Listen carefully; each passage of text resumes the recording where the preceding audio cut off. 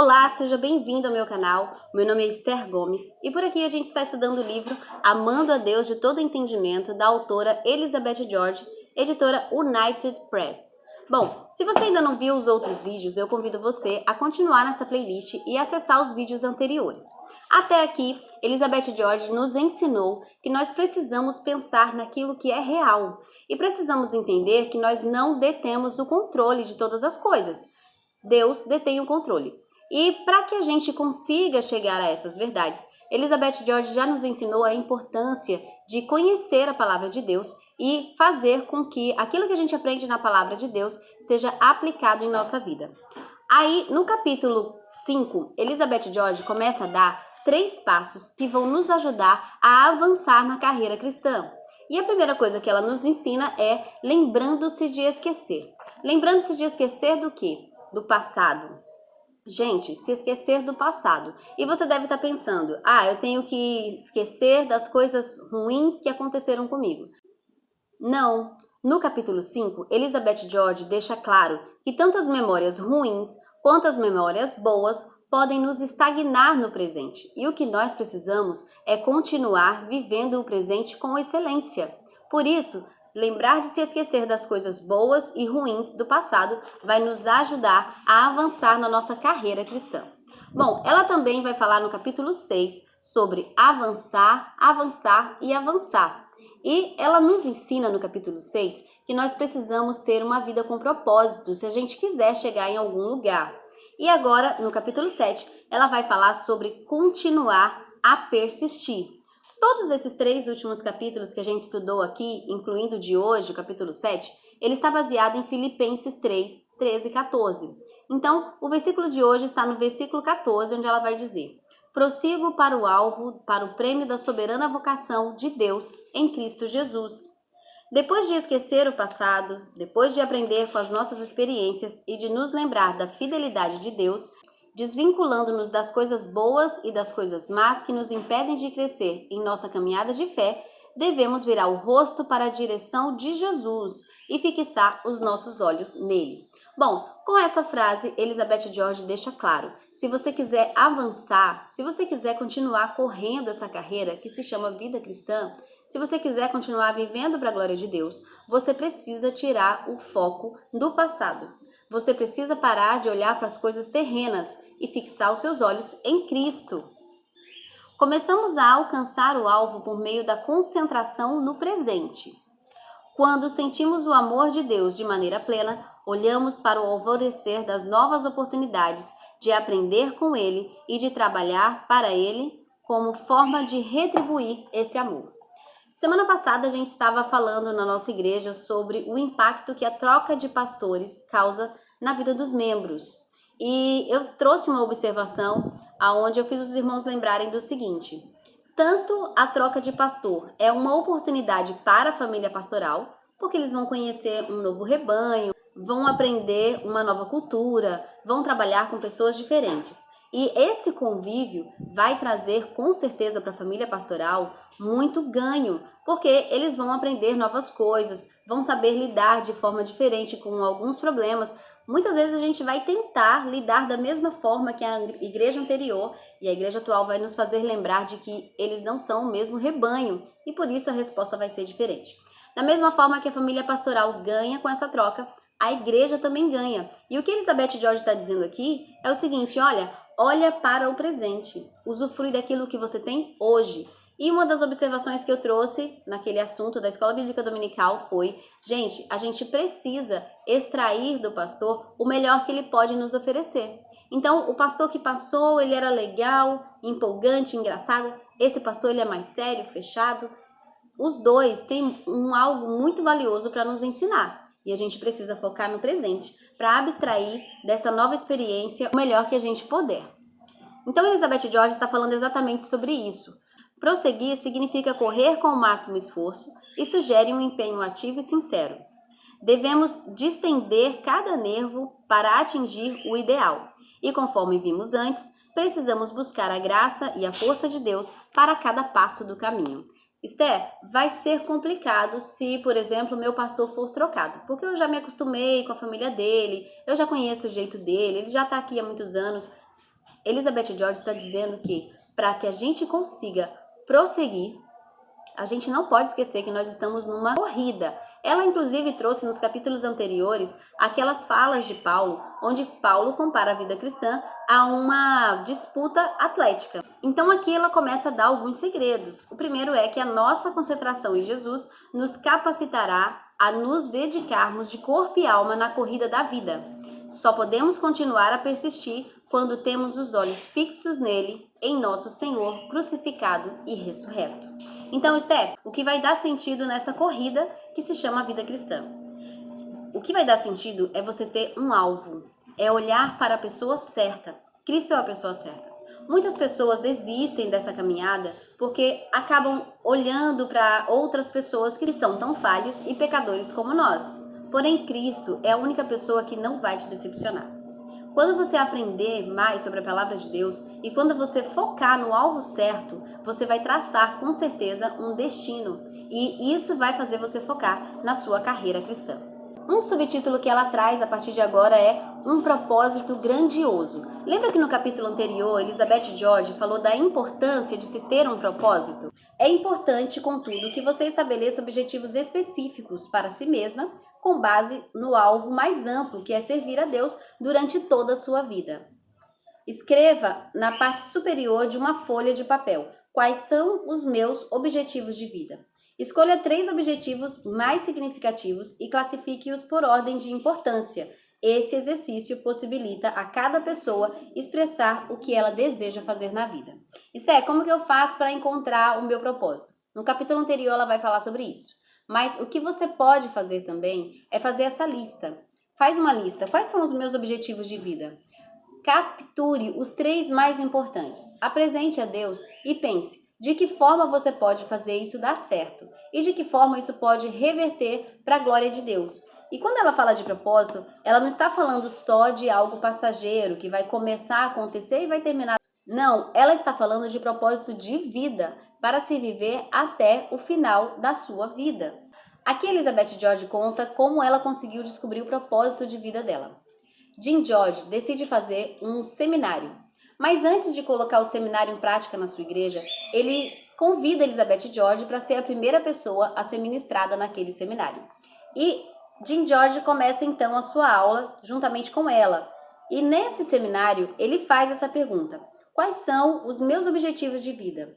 Seria o ponto de partida para estabelecer objetivos grandiosos que nos fortaleceriam o resto da nossa vida. Então, quando ela senta para conversar com o marido dela e ele fala: olha, amor, eu tô querendo fazer um seminário falando sobre propósitos e eu pensei nesse esboço. Posso ministrar para você? Ela diz: sim, pode, com certeza. E quando ele começa a fazer as perguntas que ele queria colocar no seminário, Elizabeth George para pensar e pensa: poxa, eu nunca parei para pensar dessa forma sobre que propósitos Deus tem na minha vida.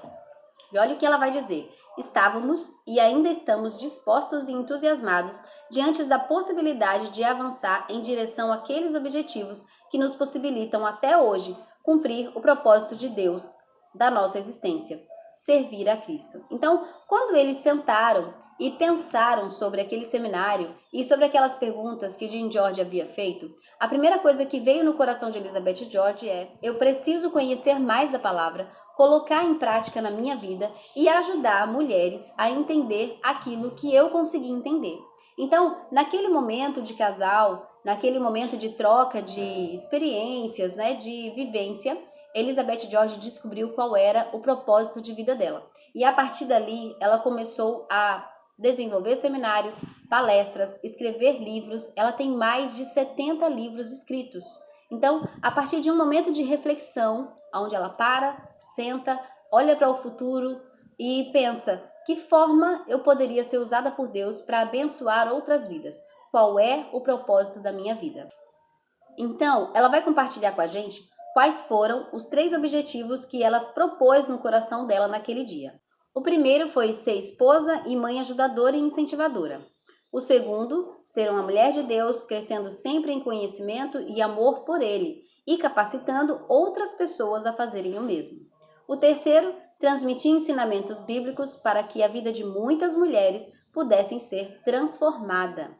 Desde que estabeleci aqueles objetivos para a minha vida, há quase 20 anos, passei a conhecer não apenas o propósito de Deus para a minha vida como um todo, mas também o propósito para cada dia da minha vida. Embora eu jamais consiga alcançar plenamente esses objetivos, eles me lançam um desafio diário para oferecer o máximo de mim a Deus. Esses objetivos têm traçado rumo para a minha vida ao longo dos anos e me incentivado a continuar a persistir. A partir do momento em que ela responde aquelas perguntas, a partir do momento em que ela tira daquela lista os 3 propósitos principais, Elizabeth George consegue encontrar o propósito da vida dela. E ela consegue colocar isso em prática com as ferramentas que Deus deu para ela. Ela é uma excelente oradora, ela é uma pessoa que consegue sentar, ler a palavra, entender, ela consegue discernir aonde estão os pontos de atenção daqueles versículos e transformar isso em capítulos, e os capítulos em livros, e os livros em estudo. E dessa forma, Elizabeth George já chegou em vários países, pregando a palavra de Deus através dos seus escritos, através dos seus seminários, das suas palestras. Então, tudo bem, pode ser que a gente não tenha um futuro tão grandioso como Elizabeth George, mas eu vou te dizer uma coisa, quando você encontrar o seu propósito, isso vai fazer diferença tanto na sua vida, quanto na vida daquelas pessoas que te cercam. E quanto a você? Está concentrado em um propósito específico e grandioso para a sua vida? Será que, como Paulo, você pode dizer, uma coisa faço? Filipenses 3:13. Embora seja bom pensar no que você deseja fazer para Cristo, é essencial estabelecer objetivos específicos para a vida, os quais, à medida que você se esforça para alcançá-los, a capacitarão a cumprir o seu propósito de servir a Deus. Os objetivos escritos no papel ajudarão a refletir sobre o privilégio que você tem de trabalhar no reino de Deus e sobre aquele chamado sublime para a sua vida. Esses objetivos também serão muito motivadores porque a farão lembrar-se de que você pode, pela graça de Deus, transformar os seus dias aqui na Terra em algo eternamente significativo. Veja só, encontrar o seu propósito é uma via de mão dupla. Eu defini que o meu propósito é pregar o Evangelho, como eu falei no vídeo anterior, porque eu tenho uma forma prática, leve e de fácil entendimento quando eu falo da palavra de Deus. Esse feedback não fui eu mesmo que me dei, não. Eu consegui encontrar o meu propósito quando as pessoas da minha igreja começaram a dizer isso toda vez que eu pregava ou ministrava algum tipo de escola bíblica dominical. Inclusive, quando eu prego, as pessoas falam, nossa irmã, amei o estudo. Mas não é estudo, é pregação, tá? Mas tá bom, um dia eu chego lá.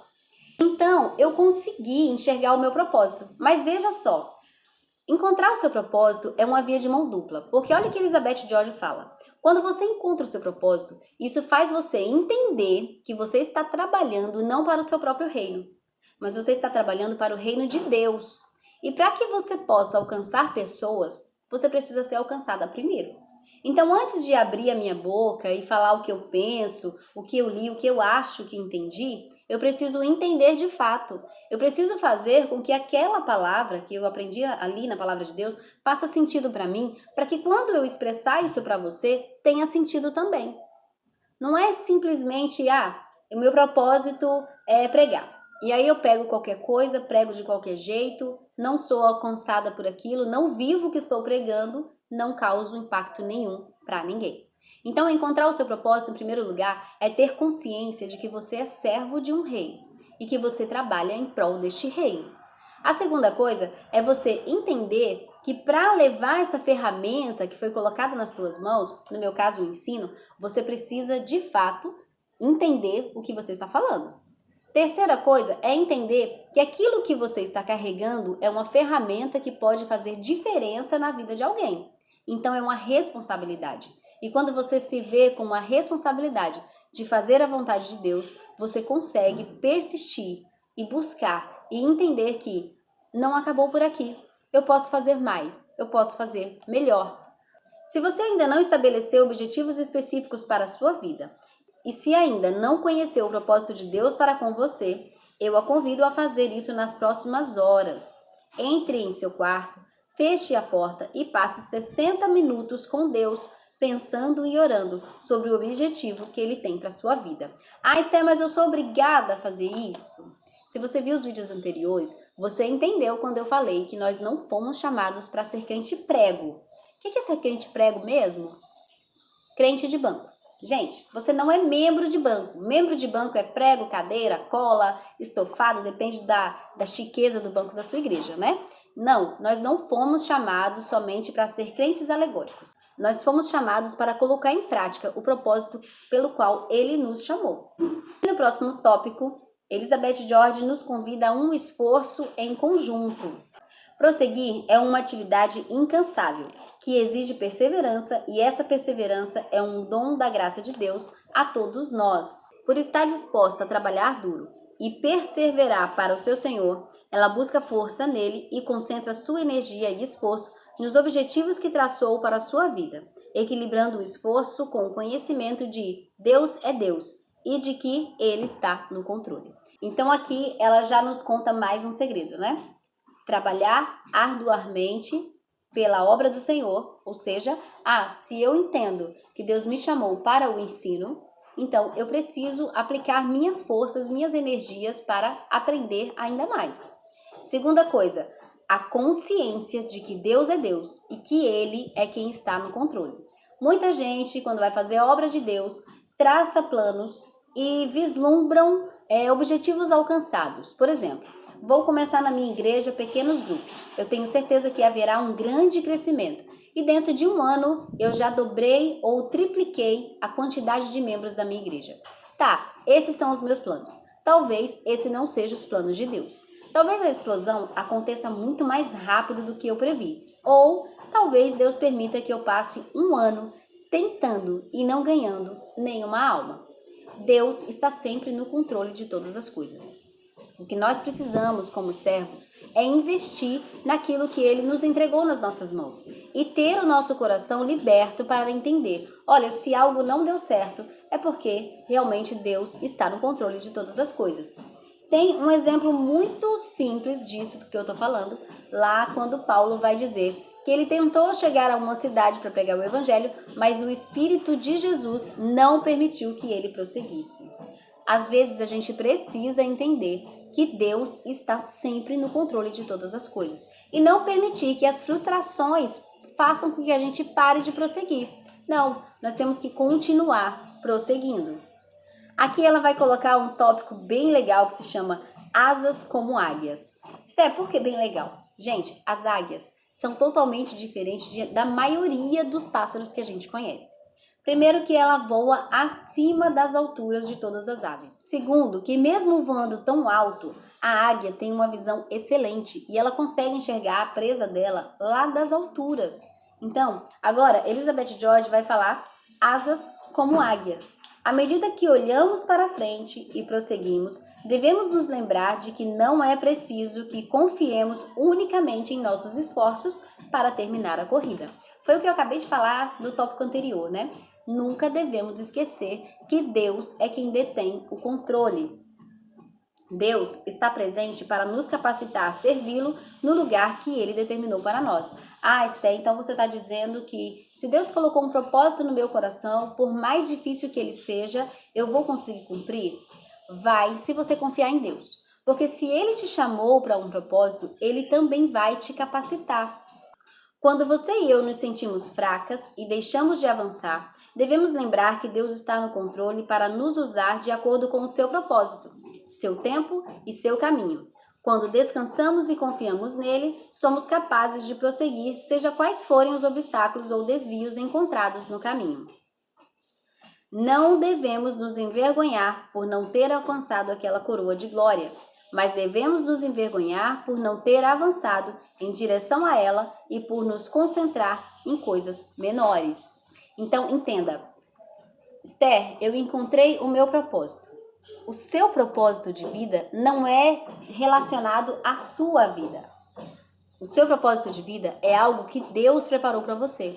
Então, Ele que te deu esse propósito, Ele vai te capacitar para fazer cumprir. O que Elizabeth George está dizendo aqui é o seguinte: por mais que você encontre entraves, por mais que você seja desmotivada a continuar, avance, continue a persistir, porque você não é dono dessa obra, mas Deus é o dono da obra. Não permita que as dificuldades Tire de você asas como de águias. As águias são obstinadas em seus objetivos e ninguém pode conseguir fazê-las parar. Mesmo com toda dificuldade, elas persistem e conseguem pegar suas presas. O que Elizabeth George está dizendo neste tópico é: avance, por mais difícil que isso pareça. Avance, mesmo que você não consiga alcançar as coroas de louros pela qual você tanto ansiava. Avance, mesmo que isso seja difícil, e entenda que Deus continua sempre no controle. Concentrando-se no objetivo. Você já tomou a decisão de avançar em direção a Cristo até o fim da sua vida? Elizabeth George conta que ela e o Jim foram ver alguns patinadores no gelo. E era um campeonato, todo mundo estava lutando para ganhar uma medalha.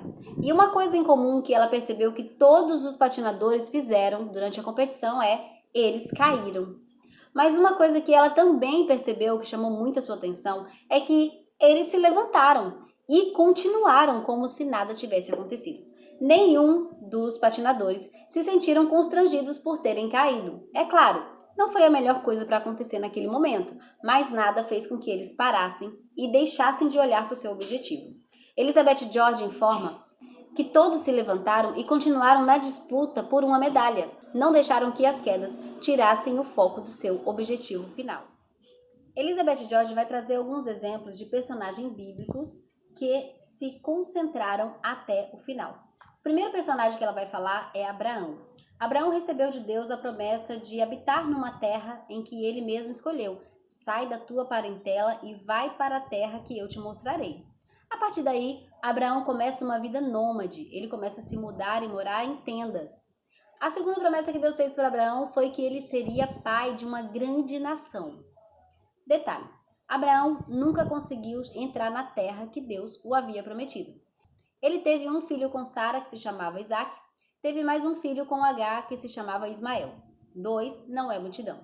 Depois, ele teve também um filho com Quetura, cerca de 6 filhos com Quetura. Ao todo, Abraão teve 8 filhos. Mesmo assim, ele não conseguiu ver a multidão de filhos que Deus o havia prometido. Porém, lá em Hebreus 11:10, vai dizer assim: Abraão morreu sem ver cumpridas as promessas de Deus de dar-lhe uma terra vasta e uma descendência grande e grandes bênçãos. Abraão poderia ter desistido, mas ele aspirava uma pátria superior, isto é, a pátria celestial. Isso está lá em Hebreus 11:16. Assim, Abraão prosseguiu até morrer. A segunda pessoa que ela traz é Moisés. Moisés tinha 40 anos de idade quando fugiu do Egito para não morrer. Viveu ali no deserto junto com o seu sogro e depois de 40 anos, Deus fez com que ele voltasse para a terra do Egito para tirar o povo de lá. Agora, Moisés já estava com 80 anos. E nessa retirada do povo, eles andaram por 40 anos. A murmuração do povo não fez Moisés desistir. Moisés continuou a servir o Senhor. Em um determinado ponto, ele chegou a necessitar da ajuda de Arão e Ur. Houve uma guerra, aonde o povo de Israel começou a vencer, mas enquanto ele orava. Só que num determinado ponto dessa batalha, os braços deles começou a cansar. Moisés já tinha mais de 80 anos, então a Bíblia diz que Arão e Ur levantaram o braço dele e quanto mais eles levantavam, mais Israel vencia. Então, às vezes, para continuar nessa caminhada, você vai precisar de parceiros, vai precisar de ajuda. Moisés não desistiu. Ele poderia ter desistido, mas não fez isso. Ao contrário, buscou a ajuda de que necessitava para ficar com as mãos erguidas em direção ao céu. Posteriormente, pelo fato de Moisés não ter obedecido a Deus, ao invés de falar com a rocha, ele bateu na rocha. Deus fez com que ele ouvisse as palavras que ele menos esperava. Porque você me desobedeceu, você não vai entrar na terra prometida. Bom, agora sim, Moisés poderia ter jogado a toalha. Afinal de contas, o objetivo da vida dele, o propósito que ele encontrou foi conduzir o povo de Israel à terra prometida. E como assim eu não vou entrar? É isso mesmo. Deus disse para Moisés: você não vai entrar na terra porque você me desobedeceu. Moisés poderia ter desistido de servir a Deus, mas não o fez. Ele passou o resto dos seus dias ensinando a lei e preparando os sacerdotes e animando Josué a liderar a entrada do povo de Deus na terra sobre a qual seus pés nunca pisariam. Mesmo sabendo que ele não ia pisar na terra prometida, Moisés decidiu abraçar o propósito de Vou preparar esse povo para eles fazerem bonito quando chegar lá. Vou preparar esse povo para entender o que é sacerdócio, para entender o que é a magnitude de Deus, para abraçarem essa promessa e continuarem com esse propósito. Moisés poderia ter desistido, mas ele não desistiu. A terceira pessoa que ela vai trazer é Samuel. E essa história é bem conhecida, né? Samuel foi o último juiz de Israel e ele governava Israel com maestria. Era um homem de Deus e Deus falava através dele para aquele povo. Mas um belo dia, o povo decidiu que queria ser igual às outras nações e pediu para que Samuel escolhesse um rei para governar Israel. Bom, em outras palavras, eles estavam dizendo para Samuel: não queremos mais que você nos lidere.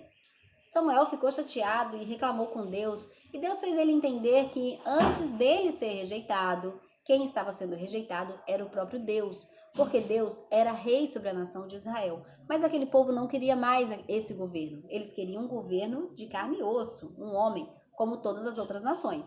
Lembrando-se que Israel não era como as demais nações, mas eles queriam ser como as demais nações. Então, Samuel poderia ter desistido, né? Quase todas as pessoas desistiram depois de terem sido rejeitadas, mas Samuel não desistiu. Ele continuou a orar e a pregar, e passou o resto da vida ajudando Saul, o homem que tomou o seu lugar como líder. Então aqui nós vemos 3 exemplos muito fortes, né?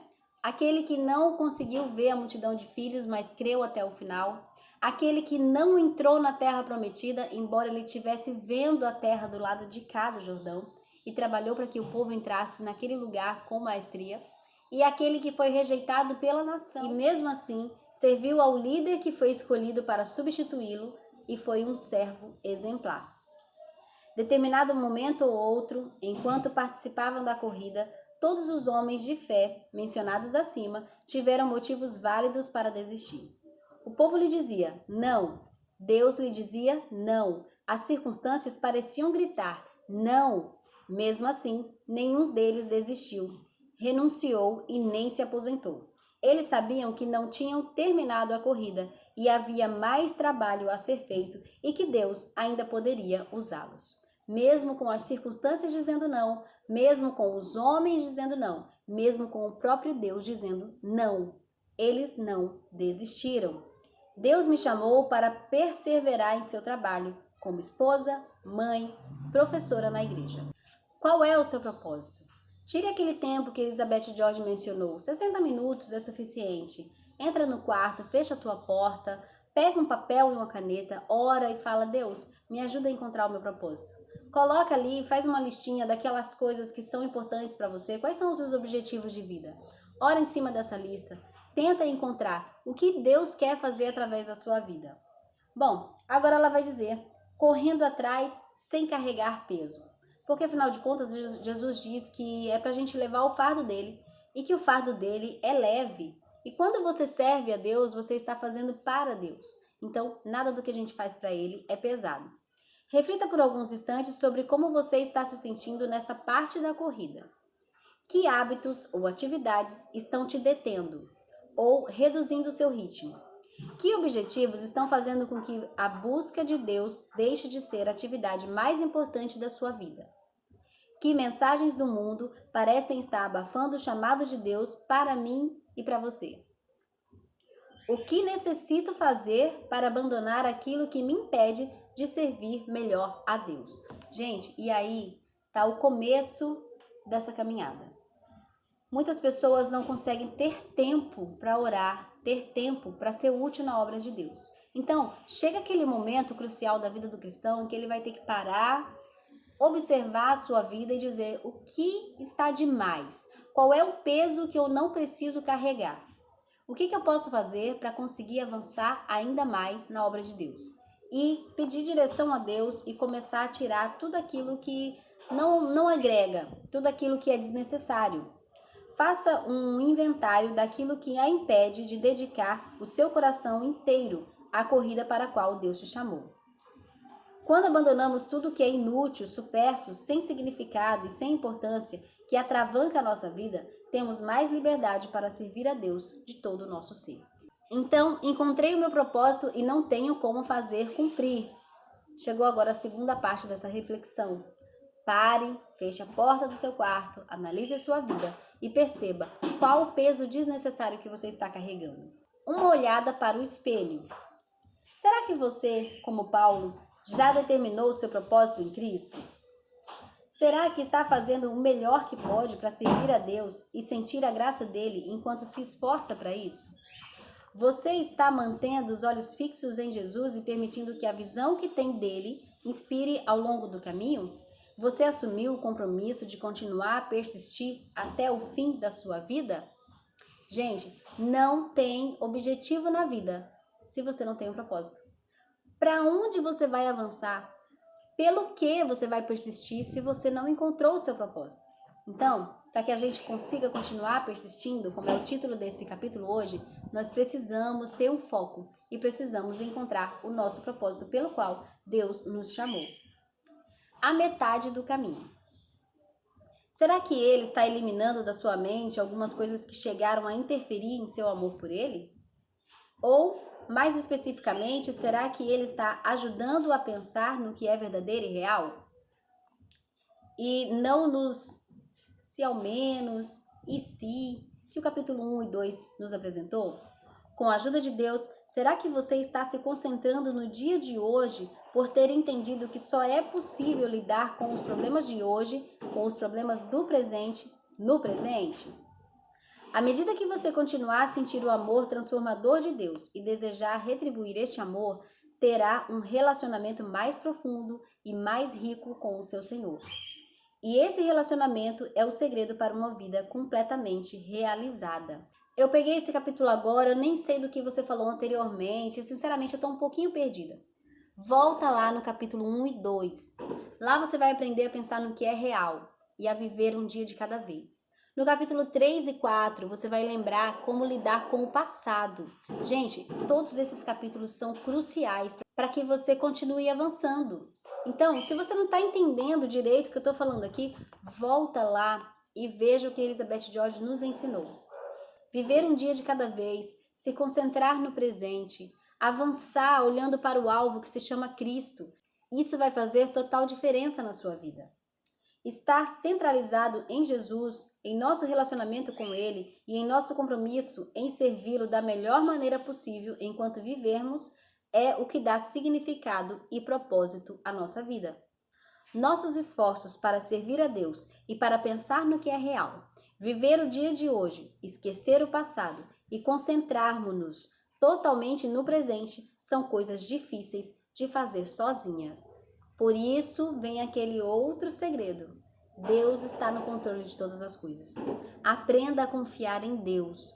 Aprenda que você não faz nada sozinho. Deus, Ele tanto te chamou para uma obra, quanto vai te capacitar a realizar.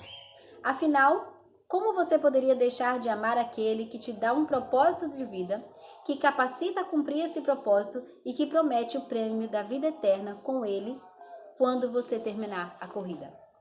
Como não se apaixonar por um Senhor assim? Aquele que te dá um propósito, aquele que te ajuda a cumprir e aquele que te promete um prêmio no final dessa corrida. Bom, se você gostou desse capítulo, eu tenho certeza que você vai gostar dos outros. Gente, eu sou apaixonada por este livro. Apaixonada por este livro. Eu já li esse livro 5, 6 vezes, sei lá, nem tenho mais as contas. Eu quero convidar você a ver os outros vídeos se você ainda não viu. E se você já viu, deixa seu comentário aqui. Eu quero saber o que você está aprendendo com tudo isso que está sendo falado aqui. Esse livro mudou a minha vida e a vida de muitas mulheres, tanto que passaram por mim, quanto as que passaram por Elizabeth George e outras líderes de mulheres espalhadas pelo mundo. Então, é uma mensagem importante, é uma mensagem essencial. Se você gostou, fica com a gente, aperta no joinha, se inscreve e vem fazer parte dessa grande família.